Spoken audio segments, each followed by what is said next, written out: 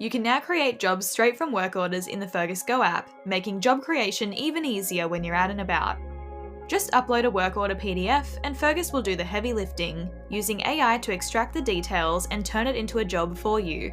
Here's how it works. Open the Fergus Go app and tap the Create Job button at the bottom of the screen. At the top, you'll see two tabs: Manual, being the usual process you're used to, and From File. Tap From File, then hit Upload Work Order to select your PDF. If Fergus finds all the information it needs, you'll go straight to the job card, easy as that.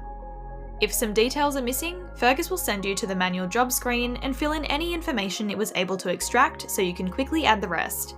If Fergus can't extract anything, it'll prompt you to double check that the file is correct and try again.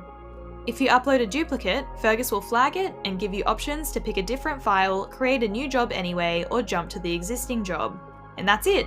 With just a few taps, you're done. No more manual data entry, just quick, effortless job creation.